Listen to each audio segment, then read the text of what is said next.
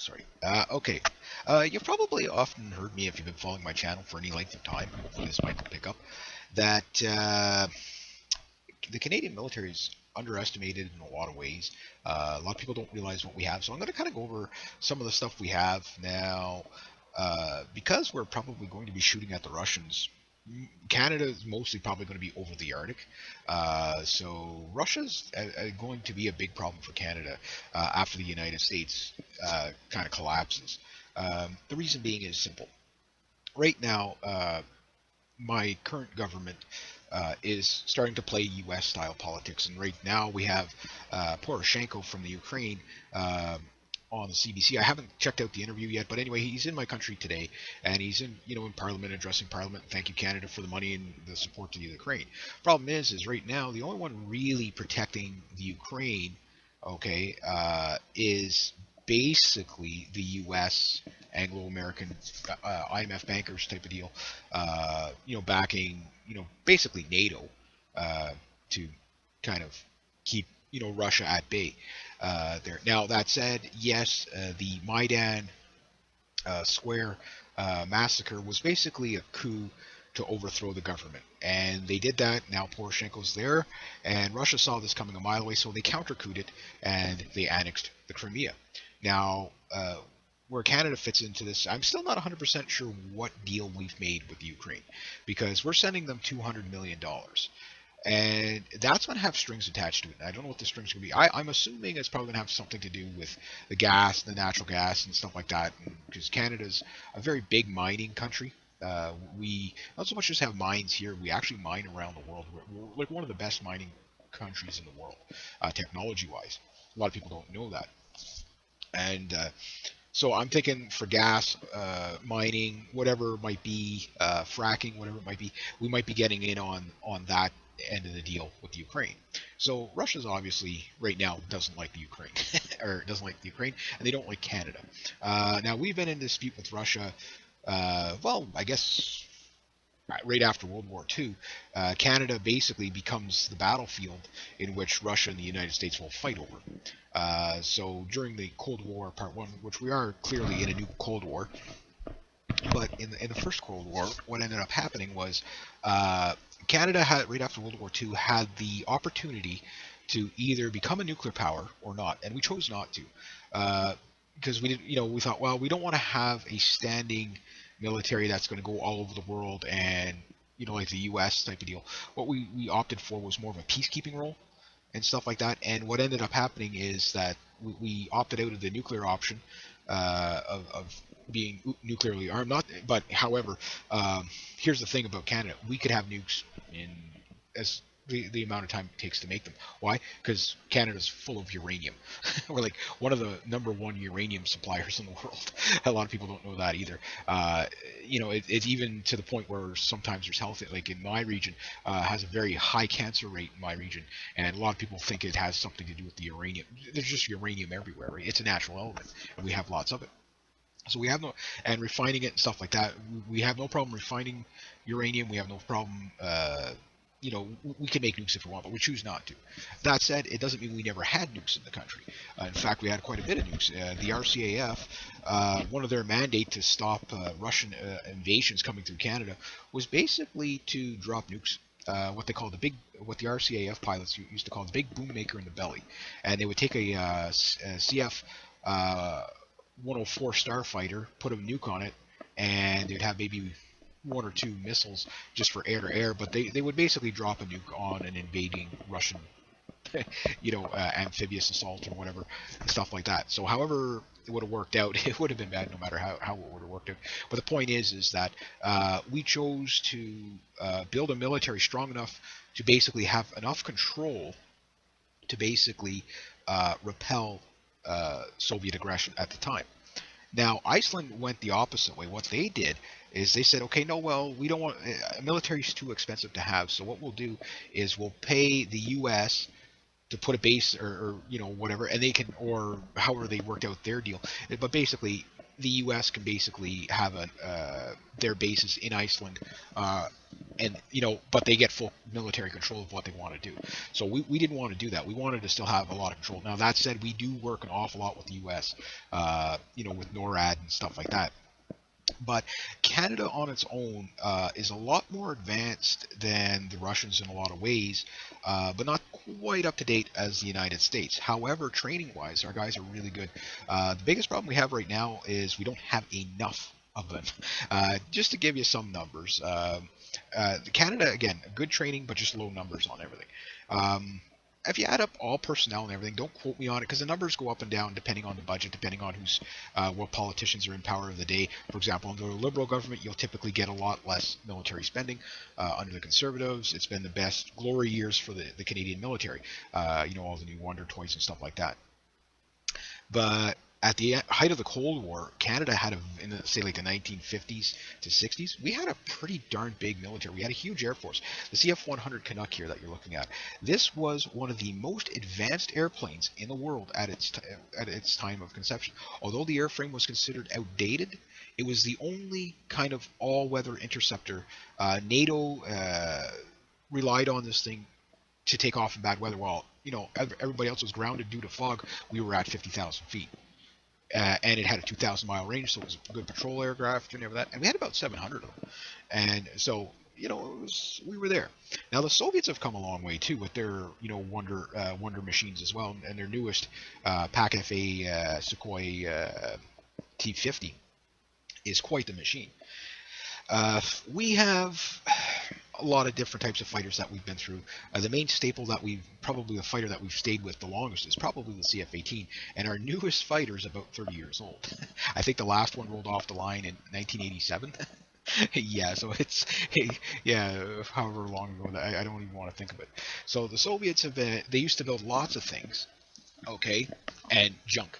Where one CF-18, it's like, oh no, there's 9 MiG-21s coming at us. This isn't a fair fight. They need more. They need to bring more. The CF-18 pilots are really good. They are very, very impressive to watch.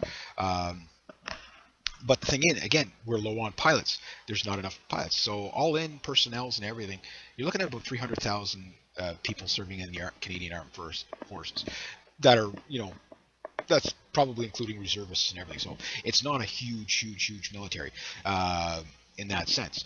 If you're talking about boots on the ground, kind of regular infantrymen, you're looking at about 25,000. So again, not very big. In fact, it's smaller than the Ukrainian military. However, there's no comparison in militaries.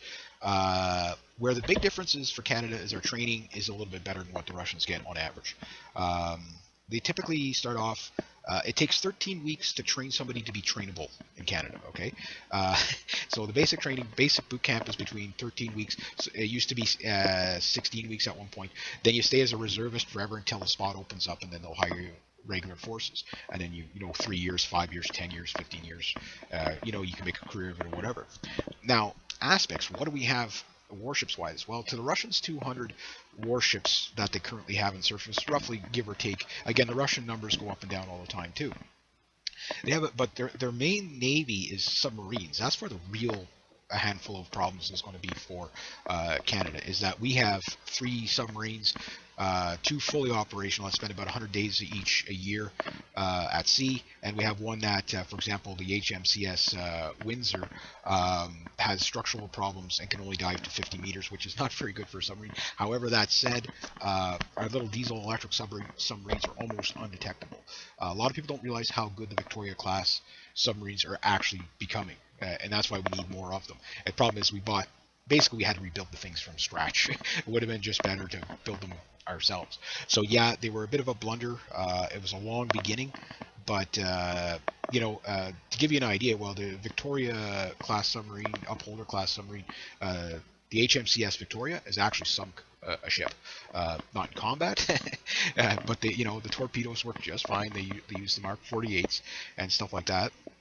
And that'll punch through the side of the hull of any current Russian or any submarine currently in the world. And worldwide, you're looking about 400 submarines active duty. So we got about 1/10 of the world's population of submarines.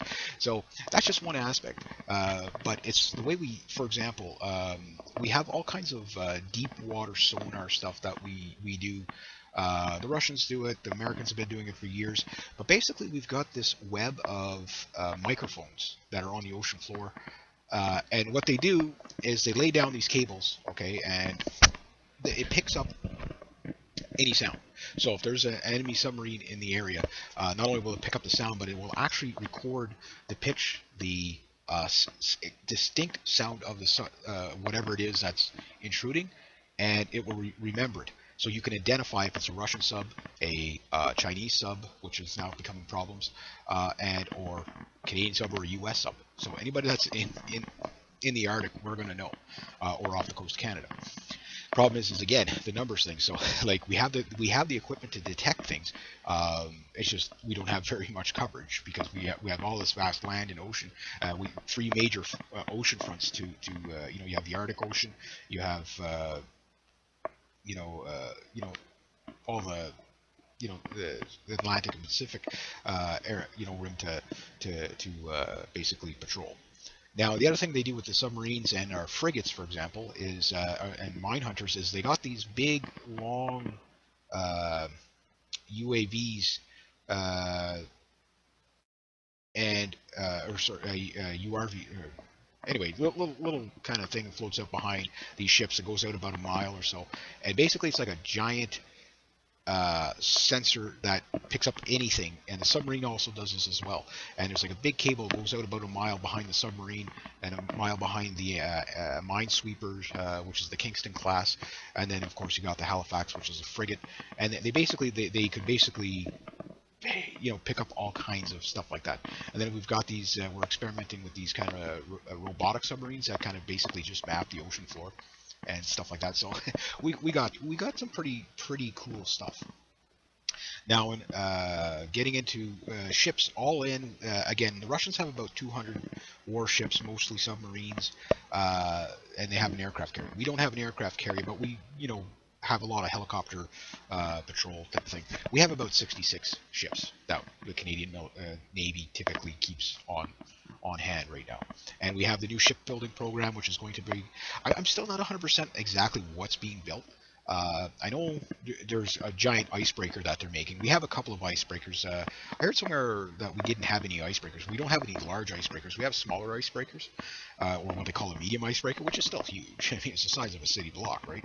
But these big ones that are being built in Halifax now, they're basically being built, to keep the waterways open. Which they might be being built in vain if the Arctic starts cooling down again, then those passages just will not be opened again. So that's where we're at. That now warships. Okay, the Orca class is the baby ship. That's where you get your training. Okay, and again, problem is we have enough ships. We have about 12 of those, but I don't know if we have enough people to man them. Then we have the next ship up is basically the Kingston class, which is a minesweeper, and we have about 12 of those. And they have, various types of weapons on it. They go for a 40mm cannon, and that, your typical stuff. Then you go up to the Halifax class is the next one, and that one is basically our frigate, and that's kind of a multi-role ship. It's not quite a battleship. It's not quite a destroyer. It's not quite a minesweeper. It's a little bit of everything, And then and we have 12 of those. Now our actual warships are destroyers are basically the tribal class, and these are the Iroquois tribal class. And we had 4. We sunk one for some reason. We just decided to sink it, and we kept 3. And these are basically armed to the teeth, air defense, anti-submarine, everything you can think of. And these tribal class destroyers are basically, we deploy them around the world. And then we have 2 major supply ships, the Protector and the Procurer. One recently had a fire on it. Now, most of our ships, the hulls were made from the 1960s, but they get retrofitted, throughout. I think 2003 was the last retrofit of our Navy. The Halifax class, I think maybe even a little bit after that. They got some new whiz-bang toys on it. Now that's where our Navy's at. So our Navy really isn't that outgunned by the Russians. They're outgunned in a lot of ways, where the Russian stuff is typically bigger and more heavily armed, but where the Canadian stuff is slightly more advanced, where and it always comes down to the technology is like 10% of it. The other 90% of it is how good is the crew, and I think that makes it. I'm not saying that the Russians aren't good at what they do. They are very good at what they do, but it's still, warships again. Nowadays, warships 1,000 miles from each other is well within killing distance. So this is an Iroquois class destroyer there. Fires, an arrayment of missiles. So that's basically what the Navy can accomplish. Now, again, fighters were, again, the Russians have, thousands of everything, but you're looking basically with the CF-18, you're looking at about 120 to 140 aircraft. Not very many. Now, recently, I don't know, I think it was in 2012, we picked up some Alpha jets on loan from France. I don't know how many we got, but we got a bunch of those.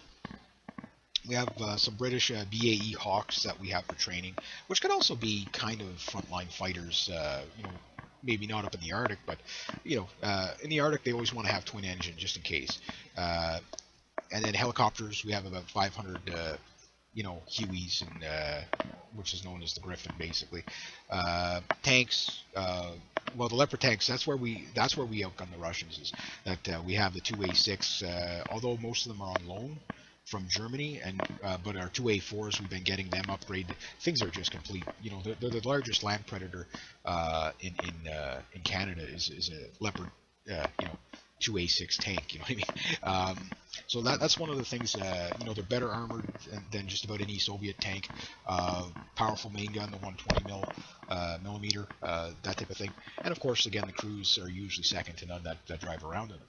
And the crews are basically, I've talked to a few tank crews. Sometimes you'd see like labs on display at the War Museum and stuff. I talked by, and almost everybody in a lab was trained on a Leopard at some point. It's just Leopards are more expensive to run. So what they typically do is they run the Leopard, but the tactics are kind of the same between how they're going to fight with an infantry vehicle. You're going to fight a little more defensively because you have less armor. Then one of the best way he put it was he says when we're in the lab, I said what happens if you meet a T-72 coming around the corner and you're in the lab and they're in the T-72. He says, well, the better crew wins. And the guy knew what he was talking about. Like he was a little older. He had been to Bosnia. He'd been to Sarajevo and all those places. So he knew. He said one of the things about rolling down the road in the Leopard tank is everybody hears you coming, but you don't care. He says, like, the thing is the intimidation factor. He says just off the. It is. Even Hitler understood the demoralizing factor of a battle tank. The Liberal government, when Kretschmer was in Prime Minister, he was like, well, there's no need for a battle tank on the modern battlefield. They're completely obsolete now. And yet they come right, there they are again, in Afghanistan. And I mean, we didn't lose a single tank there. We lost a bunch of labs, mostly in rollovers and IEDs. But we got mine protection on them. I mean, they're as good as a battle tank is going to be. Again, it's the numbers problem. However, there's other things that kind of counter that. Now, in the CF-18s, in comparison to say like the MiG-29 would be its main counter. I can't really say the MiG-29, even the MiG-29 OVT or the MiG-35, which is, the hot-rodded MiG-29, I can't really say it outguns our CF-18s. There is a slight maneuverability advantage to the Russian aircraft in some areas, but one thing about the CF-18 is it can really control the low-speed handling really well, and bleeds off speed as quickly as possible. Can you do the Cobra maneuver in a CF-18? Yeah, you can. Maybe not quite as smoothly as on the other airplanes, but those are really airshow type tactics. Again, if you bleed off all your speed too quickly in a dogfight, the guy's going to get behind you. The square loop. A lot of people don't realize how good the square loop is for countering things like the Cobra maneuver. But again, these are not maneuvers that you typically use. The square loop you would use, that'll get you behind a guy very fast. Bleed off the speed, then come rolling up, level again. It's an underestimated move, which is kind of good. Our Sea King helicopters, yeah, they're old. We got about 36 of those. Our Auroras, which is also known as the P3 Orion, we got a couple of those, usually 2 or 3. Those are sub-Hunter and anti-ship. These Sikorsky EH-101s, I think, is what they are. And them we're just starting to get. They're very advanced for anti-submarine warfare, that type of thing. Surface air, basically the ADATs. Not sure exactly how many of those we have. Little, CF 155 Hawk. Again, it's a trainer, but it can be armed. That would be a good low-level attack aircraft for small things. Weaponry, the C7 rifles, and C8 rifles. We kind of Dimeco makes their, which is a part of Colt Canada, basically makes quite a bit of rifles and stuff like that. And they work very well. They work in the Arctic. They work, you know, they work very well. These little Cougars, we don't use those as much. We use the bigger, the Coyote and stuff like that. Now, most of the labs are really kind of. This is a Coyote right here. This is a unique airplane because it's a good surveillance airplane, APC. Basically, what it does is it's got a big periscope and it's got thermal imaging, all that kind of stuff. This is the Aurora here. But anyway, bottom line is you basically can see your enemy coming well before he gets there. So let's say there's a battalion of tanks coming down, T-72s, and you got one Coyote. One little measly little Coyote with a 25mm gun and 1,500 rounds. Well, chances are that little Coyote is never ever going to fire a round at this battalion. All that guy's going to do is put up that periscope, and it's going to be kind of hidden. Okay, we beady-eyed little mayonnaise, bacon-eating Canadians are kind of, we're polite, but we fight dirty. So what we're going to do is we're going to say, hey, there's a battalion of tanks, and here it is. And then they're just going to let the artillery guys know where they are. And then you're screwed. One thing about the Canadian artillery guys is, in BC, for example, they use artillery to take down, like, mountain ridge avalanches. And, it's like we use artillery guns and mayonnaise. We put artillery guns and mayonnaise on everything. It's just what we do here in Canada. So these guys, it's like when they want to hit something, they don't say, okay, we're going to get it in this area. They say, okay, well, what window do you want us to put the artillery shell through? Canada's always been known for its artillery gunners. We have, we don't have a lot of artillery guns. The 105 mil is the main artillery gun that we got. We got 155 howitzers. We have, I think, about 30 or 40 of them. But again, artillery is so effective to begin with. In a land-forced invasion, really the Russians would have a hard time because of the vast land. They could move through it probably pretty quickly, but they wouldn't be able to hold anything just because they don't have a big enough army to, kind of cover all the ends. Like Canada's too big. But through air power, that's where we'd probably have the biggest problem with the Russians, and because that would be the main way they would come in. And that was always the plan anyway. That's why they put so much emphasis on NORAD. Now you're probably saying, yeah, but you guys only have 120 some odd fighters. Yeah, but it's not really about the numbers. It's do you know where to go? And radar is one place where we kind of excel over the Russians. The only problem with Canada, the United States, and all that, and this is one of the things that the Russians and the Chinese have been working on, is they know that we're heavily reliant on satellites. And because we're part of NATO, we basically have access to maybe not all 150 satellites, but NATO basically has 150 satellites to counter the Russians. So, I mean, numbers-wise, it would be very, very bad for the Russians to try to sneak by. In fact, most of the airplanes that come over the poles are probably detected long before they even get over the poles. So when the Tu-95s are coming over to buzz our airspace, we're already up there to meet them. It's been that way for years. Now the F-35 is still in dispute. I still say we should probably go. A lot of the three main aircraft that are on proposal are the French Dassault Rafale, which I think would be a suitable replacement for the CF-18, but I can't really say it's better than the CF-18. Yeah, there's a lot of cool things about it, but I mean, here's the thing about the super maneuverability. Okay, MiG-29 has a look-down, shoot-down system. Su-27, look-down, shoot-down system. So maneuverability isn't really what it used to be, because you can shoot down the guy beside you just by looking at him. The CF-18, it can do the same thing. It has a helmet-guided look-down, shoot-down system in it as well. So again, it's not the I think the better pilot's the one who can dodge missiles the best. I think that's the guy that's going to do the best. Now, again, these little alpha jets that we got, these things would be awesome little light attack aircraft. I got some older Beautiful picture of some F-86 Sabres. Very cool airplane to put on. You don't get in it, you put it on. And I've been in one. I never flew it. I used to work at the Aviation Museum.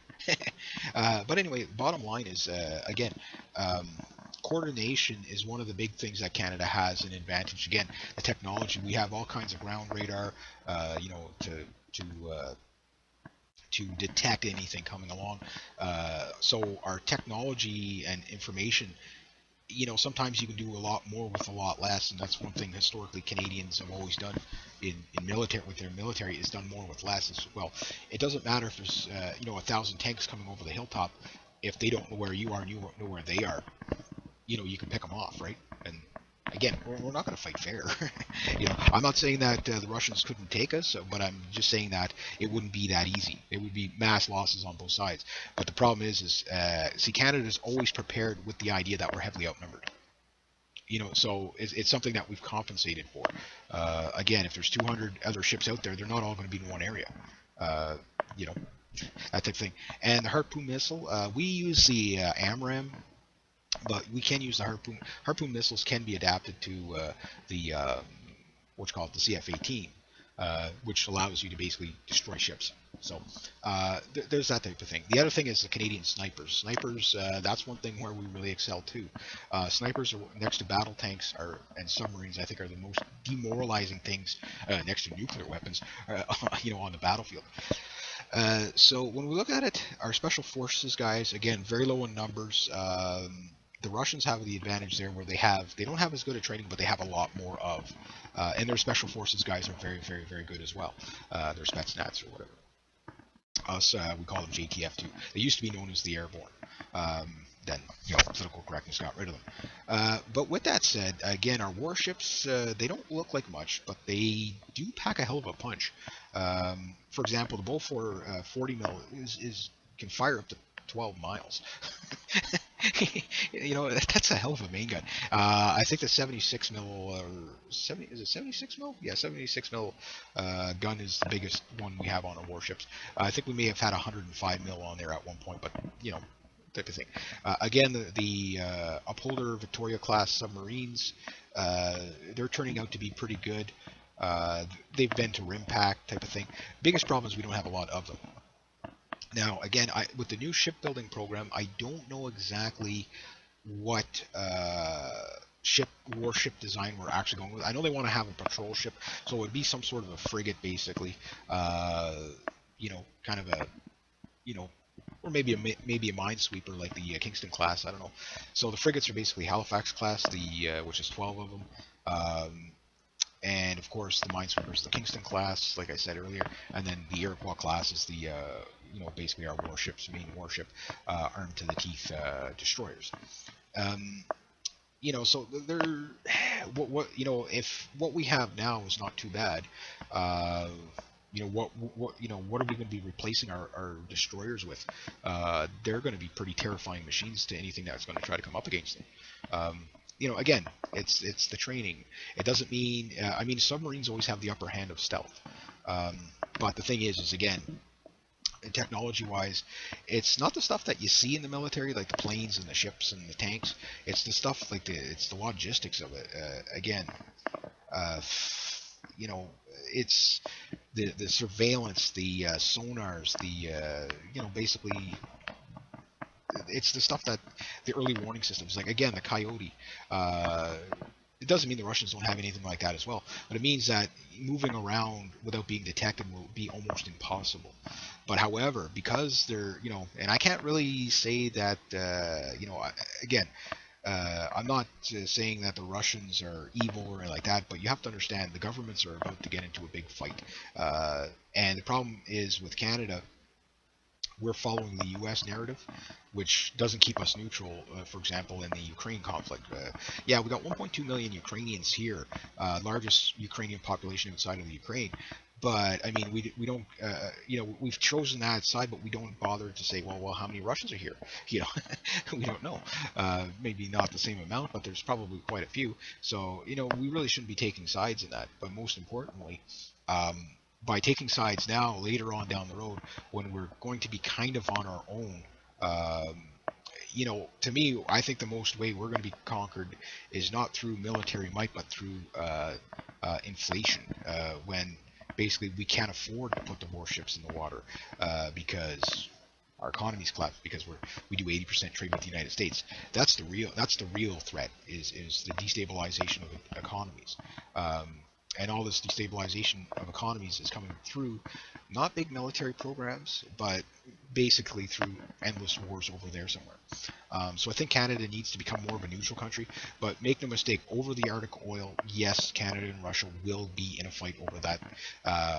Even Denmark came out and said, not Denmark, Greenland came out and said, look, let's work this out. There's no reason to fight over this. Get into dispute. So those guys are closer to the Russians. Well, I guess we're both close to the Russians. Technically, we're all neighbors. You know what I mean? But they're like, hey, let's just let's let the international community decide where the true coastal shelf is and stuff like that. The Arctic is basically, in my opinion, you could see it clear as day if you look at the mapping of the ocean floor. You clearly see it's an extension of our continental shelf. There's no dispute there. But it doesn't mean it's not going to be in dispute. And again, when the Russians military shows up to get that oil, again, what are we going to do? Spit at them? I don't think so.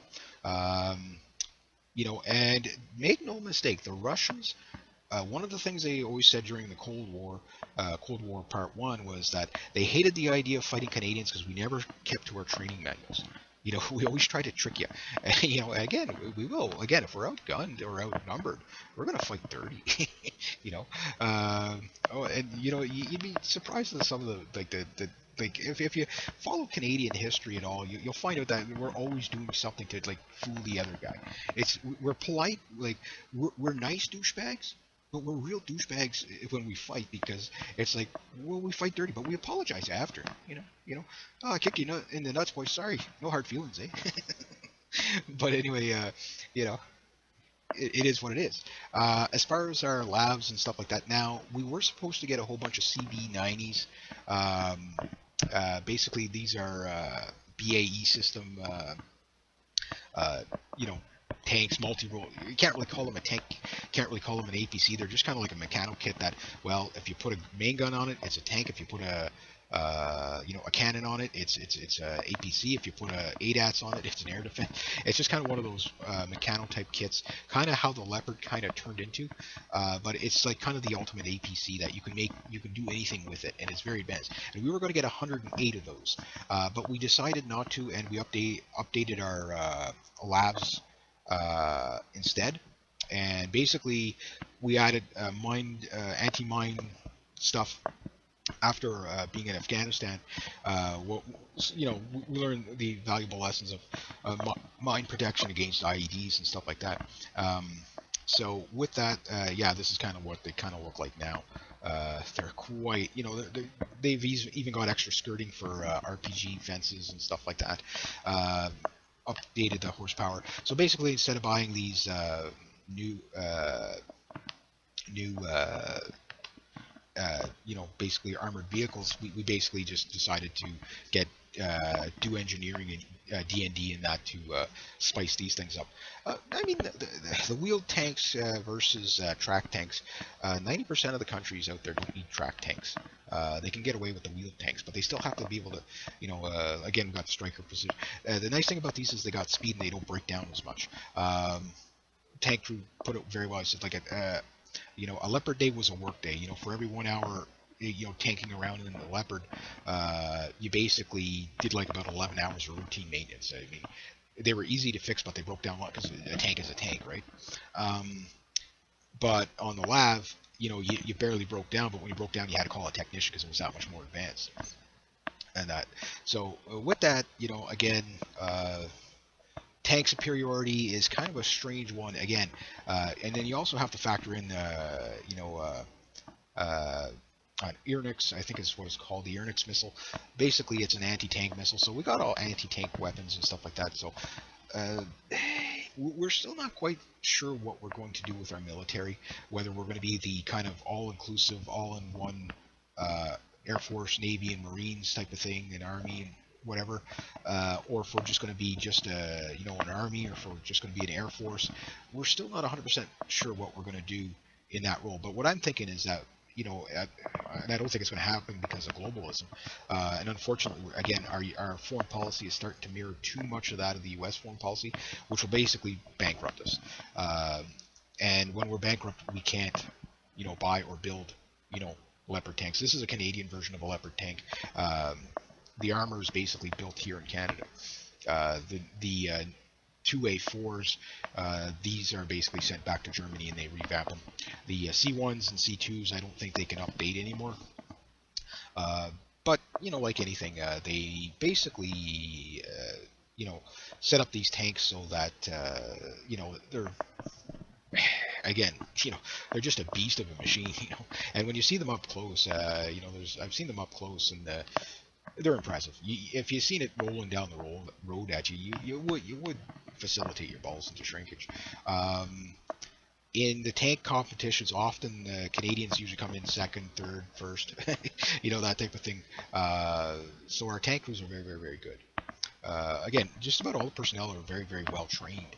I have a few friends that are in the military and stuff. I haven't talked to them in a long time, but they bounce around, and a lot of them are in the kind of like desk job type of thing now, where everybody's getting into the digital side of it, so to speak. Now you're probably saying, yeah, but an EMP would take care of that. Again, yeah, we are heavily reliant on satellite stuff, which is kind of bad, but it doesn't mean we don't have the low tech solution as well. So where Canada kind of works is that we're kind of somewhere in between the United States and Russia, where we're a little more advanced than Russia on a lot of things, but a little bit less than that, a little more analog than, say, the Americans. That type of thing. Plus, we still have a lot of old stuff kicking around. This is one of the 2A4 upgrades here. Again, terrifying machine. Like when you look at the size of the guys, you look at the size of the machine, it's a big machine. So again, with that said, the strategy of, again, the Russians couldn't roll across Canada fast enough to be able to stay ahead of, say, the artillery. So the artillery would be in place long before the Russians could get there. So they would have to fight every tooth and nail. This was back in the Cold War. It was the same problem. Oh yeah, and we have this new kind of ADAT Striker type of thing, where instead of just going surface to air, it can actually take out tanks. So you're behind a tree line with the Coyote, this thing fires the missile over the tree line, it comes down and whacks the tank or whatever, S-300 missile system or whatever. So, depending on, for example, you can take the those machines and adapt them to various different roles, even up to chemical warfare. So again, we don't have a lot of stuff, but it does seem to work. Again, the biggest problem we have now is like most of the military sitting behind a desk, and they're trying to get more more teeth, less tail. But on the other hand, some of the other things that we have an advantage is the technology, particularly in detection, and stuff like that, surveillance, that type of thing. And we're still going through upgrades. The F-35, I don't know where that thing's going. I think we should just scrap the whole idea altogether of the F-35. Say, okay, from what we've paid, what technology can you give us? And we'll just build our own. Tell you the truth, if you wanted to keep it cheap and just for a domestic military, and you wanted to have a multi-role fighter or a fighter like an actual interceptor, don't reinvent the wheel. Just build new CF-18s with all the upgrades and whistles and whiz-bangs that you need. We've already got the tooling for it. We don't, like it makes absolute, okay, well, the Super Hornet has 25% extra wing area. Okay, well then move the jig, an extra 25%, you got your extra wing area. Again, we built the CF-18s under contract here in Canada. Why would we bother buying them from somewhere else? Again, the radar systems of the F-35, you're telling me in this day and age, if we can build machines like that, you're telling me we don't have the technology to actually basically upgrade it into a newer version of the CF-18. For example, the CF-18, why does it have, we don't have an aircraft carrier. Get rid of the folding wings, there. Get rid of the tailhook, get rid of all the Navy stuff that you don't really need. simplify the airplane to lower maintenance. In fact, one of the things that Canada has done with its CF-18s is that we kind of have we've upgraded them as well. We basically upgraded the radar and everything like that with the look down shoot down system. We have all that in there, but we also have a few innovations on the CF-18 that are not on the regular FA-18 American version. The engine nacelles on the CF-18s tend to be a bit smaller because the engines we use, they're a little more powerful, but they're slightly more fuel efficient as well. Again, they're not complete knockoffs of the CF-18. It is, or the FA-18. It's a little different. Now, what about the soft grip for Canada? Well, as a home-based fighter, wouldn't be too bad, but the problem is it's the same problem with the F-35. The F-35 is a single-engine airplane. That's the biggest issue most people have with it. Well, next to the fact that they work they work very well when they work. That's the problem with the F-35. I mean, again, what, 2005? When did we start building those things? I forget. I think I was a baby. You know what I mean? Maybe not. But we've been building them for a long time, and it's taken a long time. You're telling me it takes that long to build a freaking fighter? Look, the Russians put out they put out a new submarine in a handful of years. This is the Bori class submarine. This is their big boom maker right here, the Kula Typhoon. But that's what the Bori is replacing. So if the Russians can build stuff like the size of their, and they're updating these as well, their Tu-160s, the whole Russian military is going through a modernization program, but you have to understand there's only a handful of things that are getting modernized. The things that you have to worry about, the biggest is not so much these. The Russians love these Tu-95s because they know they don't really pose a threat. They're kind of a bit of a Trojan horse. You can as soon as they take off go over from land over ocean, submarines will pick them up, or any sonar equipment will pick up the droning sounds of those engines as soon as their feet wet over ocean, because those engines are so loud and they're distinctive sounds. So say, okay, well, a Tu-95 just left Russian soil. It'll be here in about 8 hours. It'll be here in 5 hours. It'll be here whenever it's here, right? So again, by the time the Russians get here with those things, we're already up there to meet them. However, the Russians are not going to be flying at 50,000 feet when they do an invasion. They're going to be going nap of the earth with their Tu-95s. You'd probably say, no, well, those are high altitude bombers. When they get over the target, but they don't need. You have to understand that's not the technology they're going to use. The technology they're going to use, like in the old days in World War I, World War II, or particularly World War II, your bomber had to basically be directly over the target. The missile, I think it's the KR-55 or whatever that they use. It's a cruise missile. It has a 600-mile range. That's how close. They only have to be 600 miles from their target. That's it. So, and whatever warhead they decide to put on that's where the real threat is. And they're probably not going to be using Tu-95s. Yeah, they've upgraded them. They can use them. The thing is there's not a fighter on the planet that can't shoot them down, including the soft grip and fly circles around it at any altitude that it'll go at. So soft Gripen's really, again, soft Gripen is a very cool airplane. I think it would be excellent for mainland Canada, defend the bases type of thing.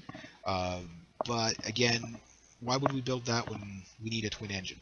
Now, the Russians' new super fighter here, this might be a real handful to deal with, but I can't necessarily say that thing's more maneuverable than the CF-18 in a lot of ways. Yeah, it does the air show stuff, but again, it's not as maneuverable as yes. In fact, I think the T-50 and the CF-18 are very, very similar in maneuverability.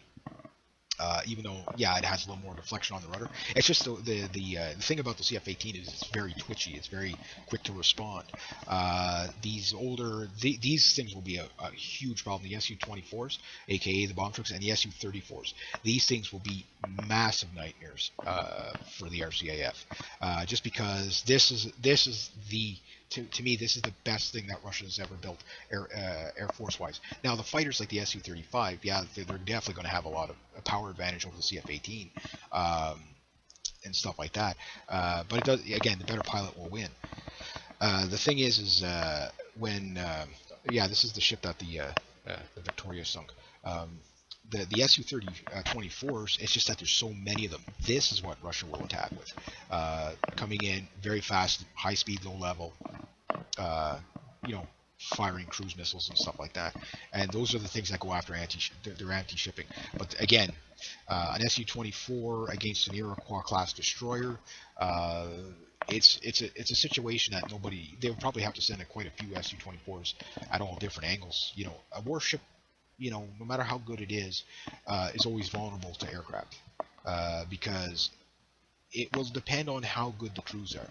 For example, if you know what the main gun range is, your max missile range, the max missile range of most destroyers can shoot aircraft out to 100 miles, which is about 160 kilometers.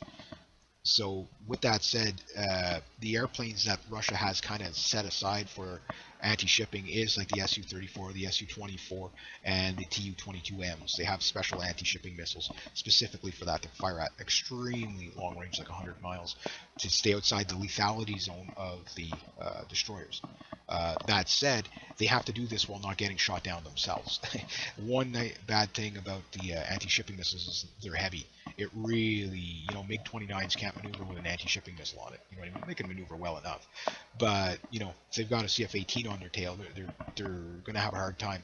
Either they're going to get inside the kill zone of the ship, which is still a win for you take out a ship for even if the pilot gets shot down, the ship is a bigger loss. You know what I mean?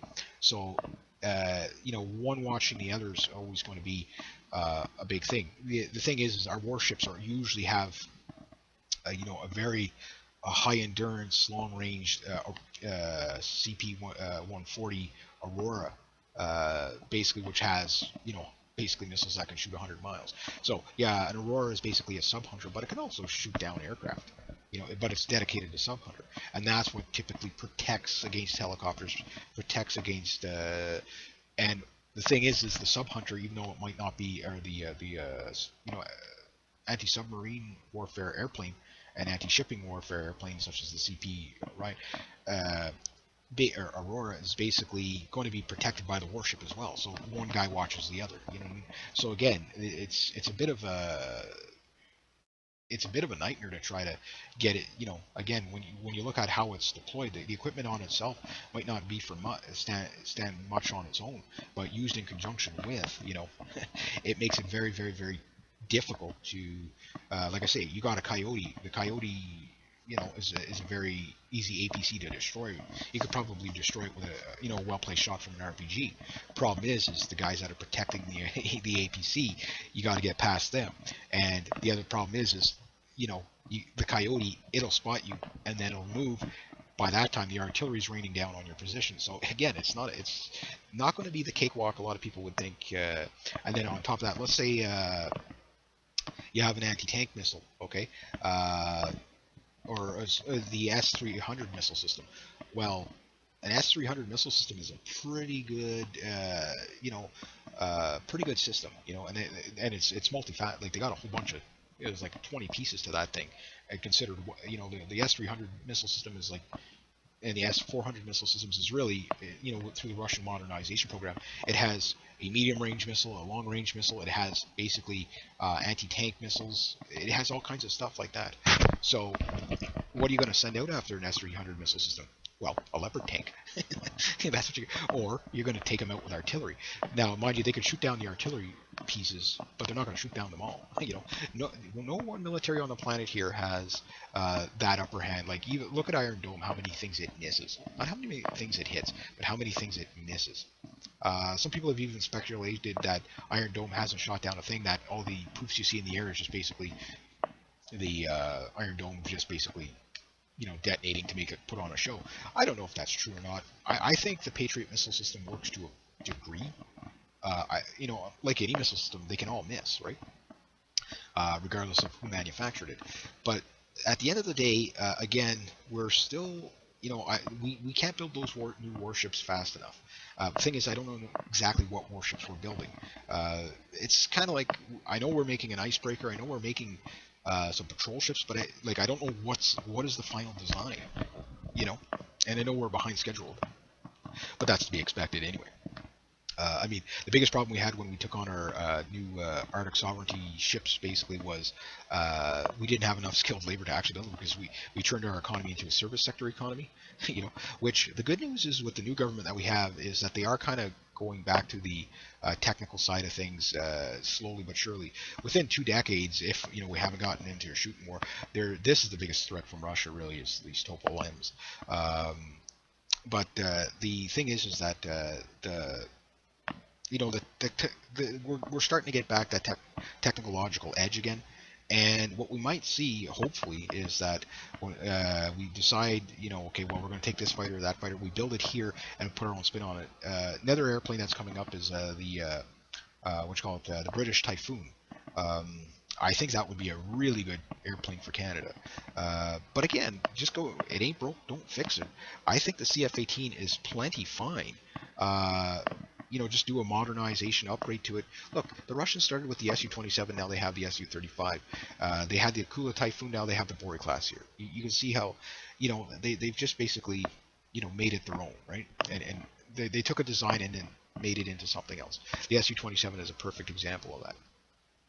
But at the bottom line, it's not that Canada doesn't have the know-how. It's more about trade agreements and stuff like that keep us from actually building stuff that's superior. And a lot of times we do build stuff that's superior. Again, our CF-18s have a few features, whiz-bang features on it that nobody else has on theirs. And it works for us. It works for us. And there's no reason why we can't just, again, 90% of the tooling's there. We don't need to recreate a new landing gear, a new joystick, a new throttle, or even new engines, really. All we really need to do is say, okay, well, we need to build a version of the CF-18 that's Arctic traveling capable. And if you look at the Super Hornet, there's really, again, the FA-18 to the Super Hornet, there's really... Yeah, there's a lot of differences, but you could really just expand on the existing tooling and do that and build it up exactly how you want. So anyway, I guess I'm going on long. I guess the point of it is that, yeah, Canada's always been underestimated as a military power because we don't boast it as much. Unfortunately, again, our foreign policy, the deal is already done. I mean, we're already at odds with the Russians. So I know if the American economy collapses, Russia will be making a push for the Arctic. They're making the push for the Arctic now. They're reopening up all the Cold War bases up in the Arctic, the ones that were closed for years. So they've always been there, they're always going to be there, but now they're going to be there in more force. So at some point we could get into a shooting war with the Russians over the Arctic. And I'd hate to see that. So anyway, I'm going to leave it at that. So there. Anyway, have a good day.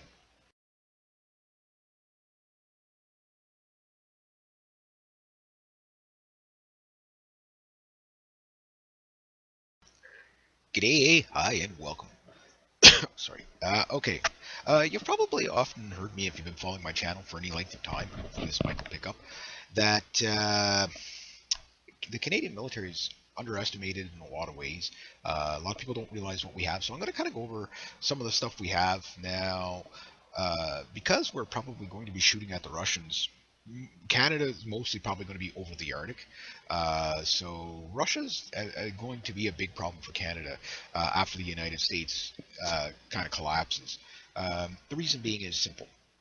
Right now, my current government is starting to play U.S.-style politics, and right now we have Poroshenko from the Ukraine on the CBC. I haven't checked out the interview yet, but anyway, he's in my country today, and he's in Parliament, addressing Parliament. Thank you, Canada, for the money and the support to the Ukraine. Problem is right now the only one really protecting the Ukraine, okay, is basically the U.S.